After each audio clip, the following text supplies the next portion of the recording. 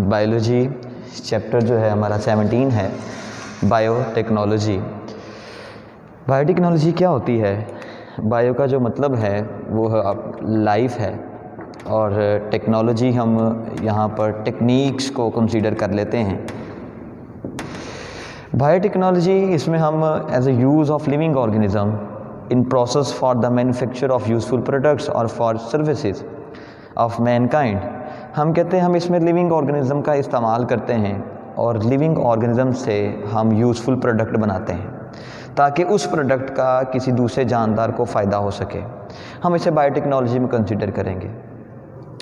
अब जो बायोटेक्नोलॉजी है, इसकी एग्जांपल आप सिंपल ले सकते हैं कि आप घरों में हर एक के घर में घरों में दही जमाया जाता है, तो उसमें एक प्रोसीजर होता है कि आप पहले दूध को गर्म करते हैं और उस गर्म दूध में कुछ योगर्ट शामिल कर देते हैं। जो योगर्ट है उसके अंदर बैक्टीरिया मौजूद होते हैं, यानी कि आप लिविंग ऑर्गेनिज्म को एक कल्चर मीडिया प्रोवाइड कर रहे हैं और लिविंग ऑर्गेनिज्म को उसके अंदर डाल देते हैं। तो वो कुछ टाइम के बाद एक फेवरेबल कंडीशन देने के बाद वो जो दूध है वो दही में चेंज हो जाती है।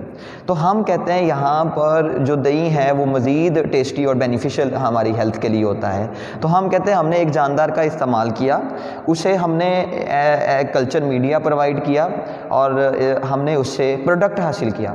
वो प्रोडक्ट हम किसी दूसरे जानदार को फ़ायदा देने के लिए इस्तेमाल करें, हम उसे बायोटेक्नोलॉजी में कंसीडर कर लेते हैं।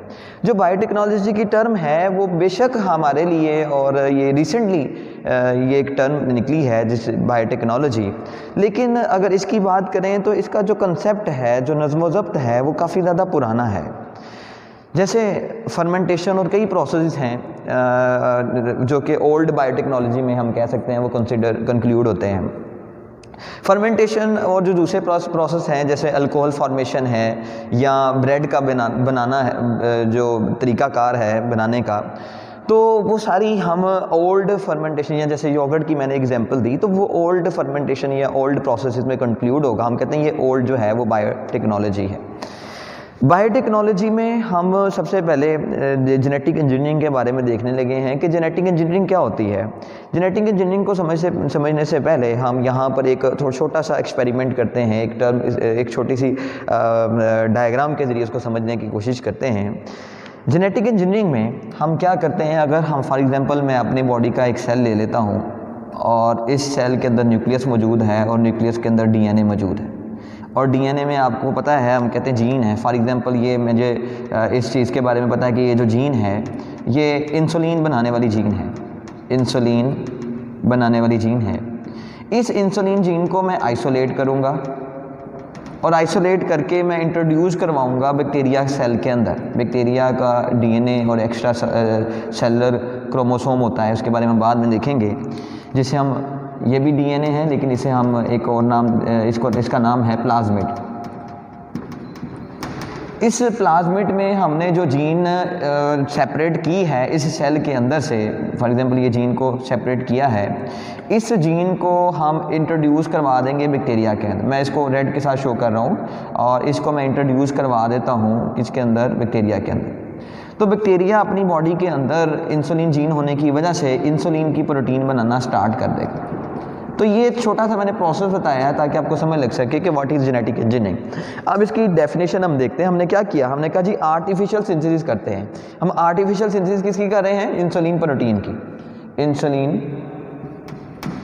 इंसुलिन प्रोटीन की।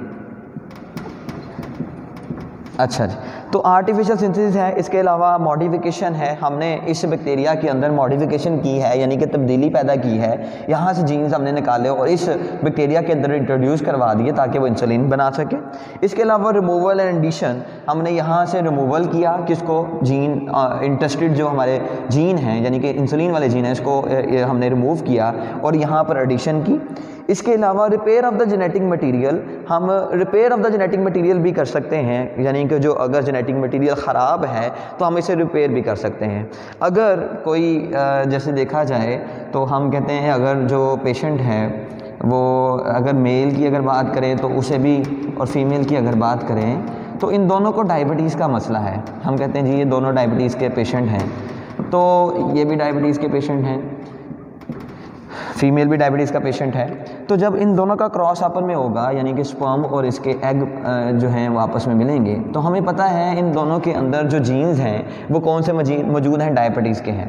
तो जो जाइगोट बनेगा तो 100% 100 में से 90% अब लगा लें, 90% ये है कि उसके अंदर डायबिटीज़ के जो जीन्स हैं वो मौजूद हैं। तो डायबिटीज़ के जीन्स को अगर आप ख़त्म करना चाहते हैं तो आप क्या करेंगे, इस जाइगोट को बॉडी से रिमूव किया जाएगा और इसके अंदर जो जीन्स हैं जो हम कहते हैं जी नॉर्मल जीन है ह्यूमन बॉडी के, उसको यहाँ पर हम कहते हैं जी रिपेयर कर दिया, उसकी जगह रिप्लेस कर दिया जाएगा। ये जाइगोट दोबारा से बॉडी के अंदर इंट्रोड्यूस करवाएंगे और जो बेबी होगा तो उसके अंदर चांसेस यही हैं कि उसे डायबिटीज़ का मसला नहीं होगा, क्योंकि हमने क्या किया है, हमने मटेरियल को रिपेयर किया है, हमने मॉडिफिकेशन भी की है, हमने उसको रिपेयर भी किया है, रिमूवल भी किया है, एडिशन भी किया है। तो आप ये भी इसमें कंसीडर कर सकते हैं, ये मॉडर्न बायोटेक्नोलॉजी में आएगी। तो it change the characteristics of organism, ये ऑर्गेनिज्म की कैरेक्टरिस्टिक्स को चेंज कर देता है। जैसे अभी हमने बताया कि अगर ये जानदार दुनिया में आएगा तो इसे डायबिटीज़ का मसला नहीं होगा, क्योंकि हमने इसकी जेनेटिक इंजीनियरिंग को चेंज कर दिया है। आगे हमारे पास कुछ पॉइंट्स हैं। Work on genetic engineering started in 1944 when it provide that DNA carries a genetic information. Genetic engineering पर काम जो है वो 1944 यानी कि 1944 में स्टार्ट हुआ, और ये तब स्टार्ट हुआ जब प्रूव हो चुका था कि डीएनए ही जेनेटिक इन्फॉर्मेशन लेकर आगे ऑफस्प्रिंग में जाता है। Scientist isolated the enzyme of DNA synthesis and then prepare DNA outside cell. Scientist ने ऐसे इंजाइम को आइसोलेट कर लिया जो कि डीएनए सिंथेसिस में काम करते थे, और उन्होंने सेल से बाहर भी डीएनए को प्रीपेयर्ड किया। इसके अलावा अगर देखें 1978 में साइंटिस्ट प्रीपेयर्ड ह्यूमन इंसुलिन। 1978 में साइंटिस्ट ने ह्यूमन इंसुलिन को प्रीपेयर्ड किया। इंसुलिन 78 में मैंने बताया कि ह्यूमन जो इंसुलिन है वो सबसे पहले बैक्टीरिया के अंदर इंसर्ट करवा कर इंसुलिन बनाई गई, जैसे कि मैंने यहाँ पर थोड़ा सा उसका प्रोसेस बताया है। इसकी मज़ीद एक्सप्लेनेशन जो नेक्स्ट हमारे लेक्चर्स होंगे उसमें हम डिस्कस करेंगे। 1990 में human genome project was launch to map all the genes in human cell. अब 1990 में एक ह्यूमन जीनोम प्रोजेक्ट था जिसमें मैप बनाया गया और मैप पर बताया गया कि कौन से जीन्स कहाँ पर हैं और कौन कौन से जीन्स हमारी सेल के अंदर मौजूद हैं। ये कंप्लीट जो मैप ह्यूमन जीनोम प्रोजेक्ट था वो मुकम्मल हुआ, जो मैप मुकम्मल हुआ और उसे पब्लिश किया गया 2002 में। जो नेक्स्ट हमारा जो टॉपिक है वो है फर्मेंटेशन। अब हम फर्मेंटेशन के बारे में डिस्कस करेंगे कि फर्मेंटेशन क्या होती है। फर्मेंटेशन उसे डिस्कस करने से पहले एक चीज़ हम देख लेते हैं सेलुलर रेस्पिरेशन के बारे में। सेलुलर रेस्पिरेशन क्या होती है कि सेल के अंदर जब ग्लूकोज और ऑक्सीजन चले जाए तो हम कहते हैं जी उसकी ऑक्सीडेशन रिडक्शन प्रोसेस होता है, जिसके प्रोसेस के दौरान एनर्जी, वाटर और कार्बन डाइऑक्साइड बनेंगे। ये हमारे पास प्रोडक्ट बनेंगे तो हम कहते हैं ये सेलुलर रेस्पिरेशन है। अब बाज़ औक़ात जो रेस्पिरेशन है वो मुकम्मल नहीं होती, वो इनकम्प्लीट होती है बिकॉज ऑफ ऑक्सीजन। हम उसे फर्मेंटेशन बोलेंगे। जो फर्मेंटेशन है वो एनारोबिक रेस्पिरेशन है, यानी कि ऑक्सीजन की गैर मौजूदगी में इनकम्प्लीट ऑक्सीडेशन और रिडक्शन प्रोसेस हो रहा है, तो हम उसे फर्मेंटेशन में कंक्लूड करेंगे।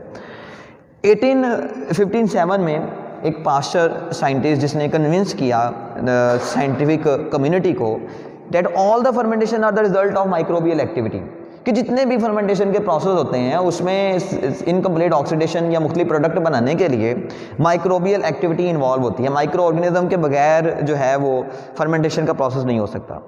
There are many kind of fermentation and each kind is a characteristics of particular microbial group. हम कहते हैं कोई भी किसी भी किस्म की फर्मेंटेशन होती है तो उसके लिए उस फर्मेंटेशन को और प्रोडक्ट को बनाने के लिए माइक्रोबियल एक्टिविटी का इन्वॉल्व होना बहुत ज़रूरी है, उसके बगैर जो है वो फर्मेंटेशन नहीं हो सकती। इसको मज़ीद फर्मेंटेशन को आगे समझने के लिए हम आगे मूव करते हैं कि सबसे पहले जो ग्लूकोज है वो पायरुविक एसिड में कन्वर्ट होगी। तो ग्लूकोज को पायरुविक एसिड में कन्वर्ट करने के लिए ऑक्सीजन का होना या ना होना कोई फ़र्क नहीं पड़ता, यानी कि ऑक्सीजन होगी या नहीं होगी तब भी ये ग्लूकोज पायरुविक एसिड में कन्वर्ट होगा।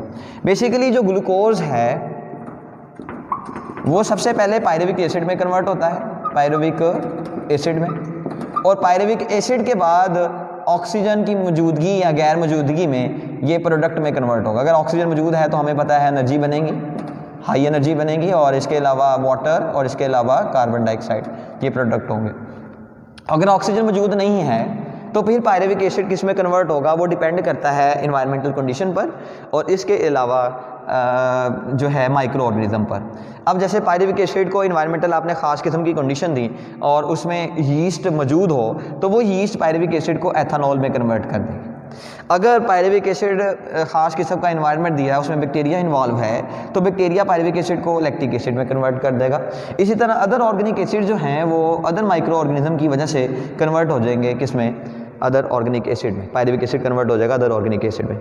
To basic type of carbohydrate fermentation है, दो तरह की कार्बोहाइड्रेट फर्मेंटेशन है, एक अल्कोहलिक है, दूसरा लैक्टिक एसिड फर्मेंटेशन है। जो अल्कोहलिक फर्मेंटेशन है ये carried out many type of yeast, हम कहते हैं कई तरह के यीस्ट हो सकते हैं, जैसे यहाँ पर सेक्चेरोमाइसिस सर्विसी है, तो ये जो यीस्ट है ये इन्वॉल्व है अल्कोहलिक फर्मेंटेशन में। अल्कोहलिक जो फर्मेंटेशन है उसमें हमने कहा कि जो पायरुविक एसिड है वो कन्वर्ट होगा एथेनॉल में, लेकिन एथेनॉल में कन्वर्ट होने से पहले हम कहते हैं जी यीस्ट इन्वॉल्व है जो कि एथेनॉल में कन्वर्ट करती है। पायरुविक एसिड में से कार्बन डाइऑक्साइड रिलीज होगा, ये कन्वर्ट होगा एसिटाल्डिहाइड में और एसिटाल्डिहाइड से क्या बनेगा, एथेनॉल। तो एथेनॉल जो है उसकी रिडक्शन होगी, सॉरी एसिटाल्डिहाइड की रिडक्शन होगी और एथेनॉल में ये कन्वर्ट होगा। तो इसमें पायरुविक एसिड को एथेनॉल में कन्वर्ट करने के लिए यानी कि अल्कोहल में कन्वर्ट करने के लिए कौन सा जानदार इन्वॉल्व है, यीस्ट इन्वॉल्व। ये जो फर्मेंटेशन है ये ब्रेड, बियर, वाइन, डिस्टिल जो स्पिरिट है वो बनाने के लिए इस्तेमाल होता है। और इसके अलावा जो ब्रेड की अगर बात करें तो ब्रेड का जो साइज़ इंक्रीज़ होता है यानी कि राइज ऑफ द ब्रेड है तो वो भी बिकॉज ऑफ पायरुविक एसिड में से कार्बन डाइऑक्साइड निकलने की वजह से ऐसा होता है। अगला जो हमारे पास फर्मेंटेशन है वो है lactic acid fermentation. Lactic acid fermentation जो है वो बैक्टीरिया की मदद से होती है। इसमें पायरुविक एसिड रिड्यूस हो जाता है डायरेक्टली लैक्टिक एसिड में। तो हम कहते हैं जी इसके लिए कई बैक्टीरिया इन्वॉल्व हो सकते हैं, जैसे यहाँ पर स्ट्रेप्टोकोकस हो सकता है या लैक्टोबैसिलस हो सकता है। ये यूज़ फॉर स्टोरिंग मिल्क को खट्टा करने में, मिल्क को आप समझ लें इसकी मिल्क की को चेंज करने में, या प्रोडक्शन वेरियस टाइप ऑफ चीज़, जो चीज़ की प्रोडक्शन करने में मुख्तलिफ किस्म की, तो ये हमारे पास लैक्टिक एसिड फर्मेंटेशन होती है। इस फर्मेंटेशन में होता क्या है कि pyruvic acid reduce bacteria reduce करते हैं और उसमें इसको लैक्टिक एसिड में कन्वर्ट करते हैं। हमने सोलिंग ऑफ मिल्क की बात की, तो सोलिंग ऑफ मिल्क में दरअसल होता ये है कि जैसे अगर बात करें कि जैसे हम दही घर में बनाते हैं तो गर्म गर्म दूध जो है उसके अंदर मिल्क प्रोटीन है, मिल्क प्रोटीन। जब उसमें दही हम ऐड करते हैं तो दही में बैक्टीरिया होते हैं, दही में बैक्टीरिया जो हैं वो दरअसल लैक्टिक एसिड को बना रहे होते हैं, लैक्टिक एसिड। ये लैक्टिक एसिड जब उस मिल्क प्रोटीन के साथ मिलेगा तो हम कहते हैं वो क्या बन जाएगा, योगर्ट बन जाएगा, योगर्ट बन जाएगा। तो ये सारा जो प्रोसेस था वो हमारे पास फर्मेंटेशन और इंट्रोडक्शन ऑफ बायोटेक्नोलॉजी था। नेक्स्ट जो टॉपिक है वो हम बाद में डिस्कस करेंगे।